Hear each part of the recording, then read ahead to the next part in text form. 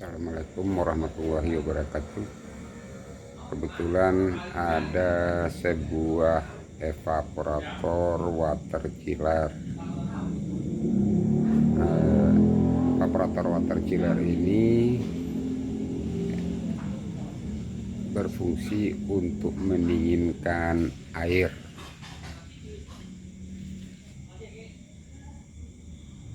Dari mana di sini ada ekspansi. Ini pipa balik refrigeran. Ini dari kondensor masuk di sini, keluarnya dari atas. Ini kebetulan ini sistemnya ada dua buah evaporator, dua sistem, dua kompresor. Ini unitnya yang begini. Di dalamnya pipa yang sudah di expander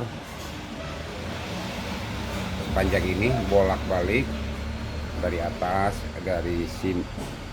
dari bawah ke ujung, balik gitu. Tergantung pipanya berapa ukurannya, itu pabrikasi yang lebih paham. Untuk cara kerjanya di sini, ini ada untuk menaruh sensor outnya. Ini ada sensor in, jadi air masuk dari pipa sini masuk ke dalam tabung. Ini di tabung ini air, di dalam tabung itu ada evaporator berbentuk sel. Jadi cara kerja air ini masuk sini bawah, dia bergelombang kayak frekuensi, dia naik ke atas pemakaian. Sebuah chiller ini normalnya boleh dikatakan normal. Innya di sini 8 derajat, di luarnya di sini, keluarnya di sini 3 derajat. Ada juga kalau yang unit-unit gede, biasanya di situ di innya masuk 11, keluarnya di sini 6 atau 7, tergantung setelan dari mesin tersebut. Masalah bagaimana sih cara airnya, flow airnya untuk sebuah water chiller itu, kebetulan untuk water chiller biasanya dihitung TR ya, bukan PK lagi. Hitungannya 1 TR, 2 TR, 3 TR sampai ke atas. Untuk 1 TR air yang mengalir ini, dia hitungannya airnya galon per menit, GPM itu. Untuk 1 TR chiller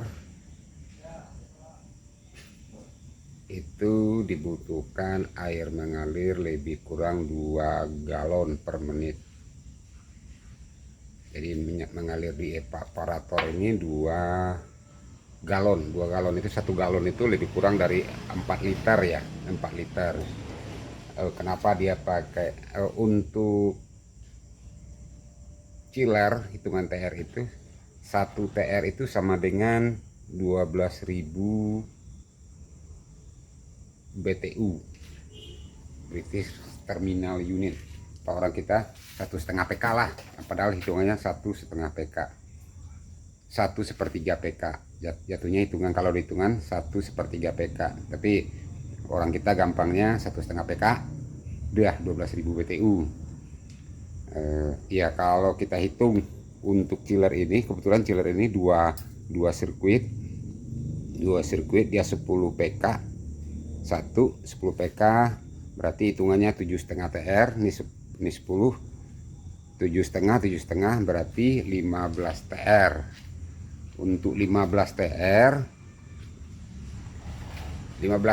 kita kali aja flow airnya yang mengalir per menitnya, kali 8, 15 kali 8 lebih kurang 120 liter. 120 liter air yang mengalir di dalam sal encup ini, sal encup evaporator ini dalam 1 menit. Bagaimana kalau kita cepatin flow airnya? Kalau kita cepatin flow airnya, otomatis perpindahan kedinginan pipa tube di dalam evaporator ini terlalu cepat, maka hasil heat transfernya tidak maksimal. Sama aja kita dianggap ini kompor api. Kalau kita api menyala, kita beginiin nggak berasa, tapi kalau kita pelan tuh pasti berasa panas. Itulah ibaratnya, untuk ibaratnya perpindahan kalor itu. Jadi ada, kalau untuk kondensornya itu sekitar 3 galon, sekitar 12 liter per menit. Kalau untuk standarnya ya, itu standarnya air berputar. Kalau untuk water chiller itu 1 TR itu 2 galon, sekitar 8 liter per menitnya. Nah, terus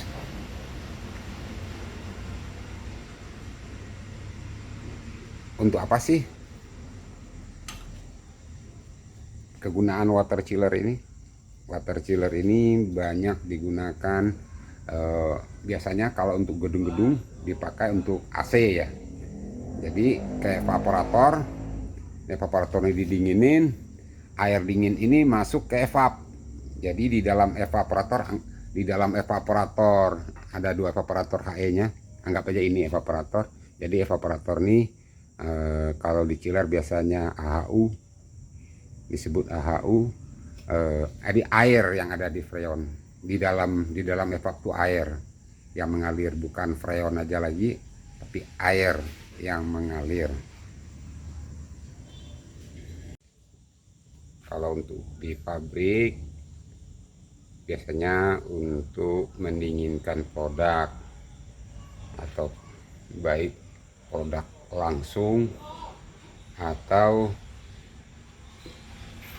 didinginkan air yang sudah didinginkan di evaporator ini.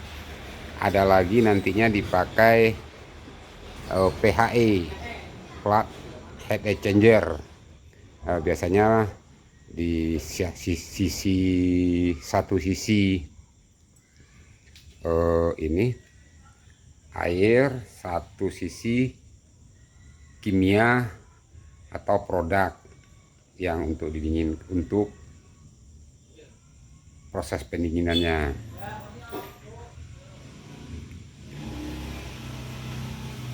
Sal encup ini ada dua sistem yang dipakai. Ada yang di dalam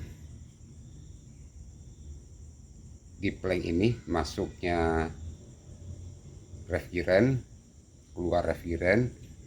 Ada juga yang di sini masuknya refrigeran, kita anggap refrigeran di sini, masuk keluarnya di sininya air.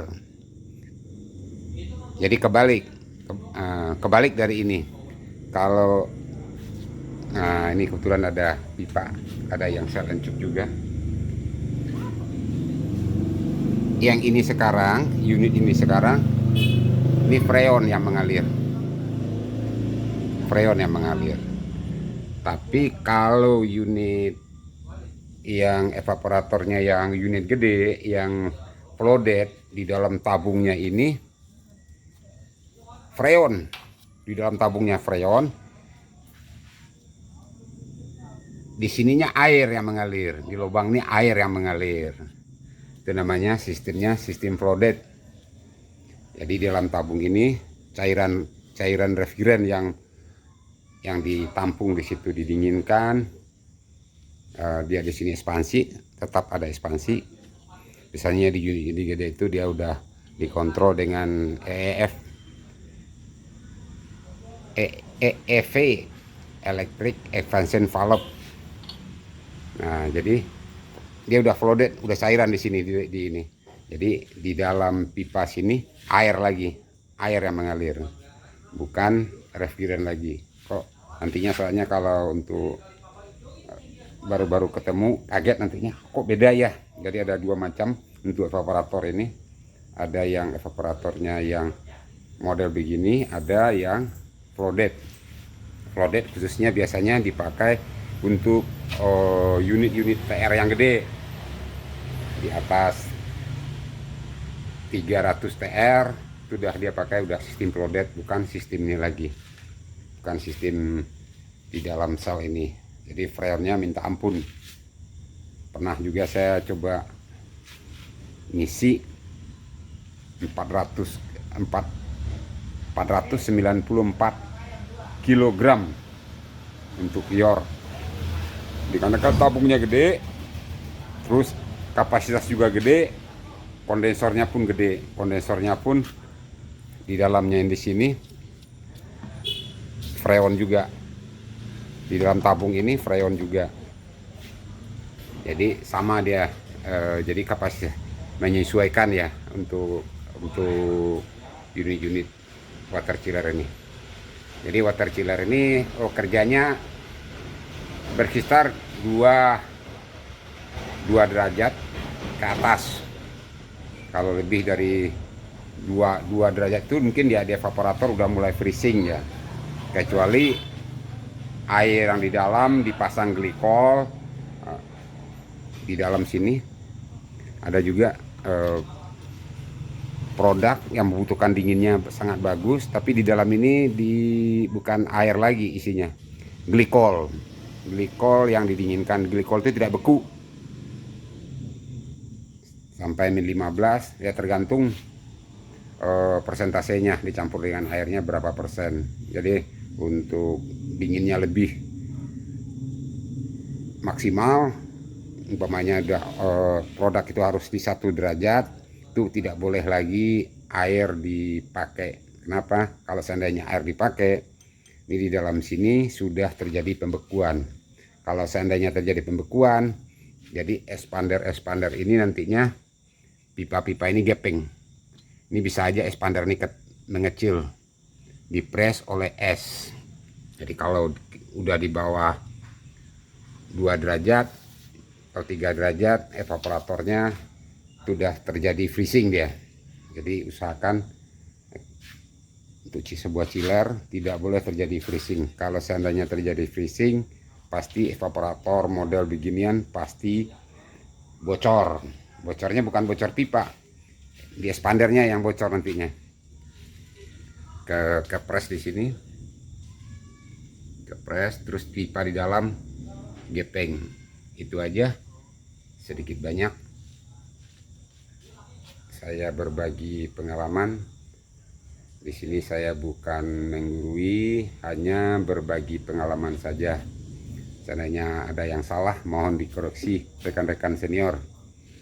Di sini saya berbagi, bukan untuk menggurui. Wabillahi taufiq wal hidayah. Wassalamualaikum warahmatullahi wabarakatuh.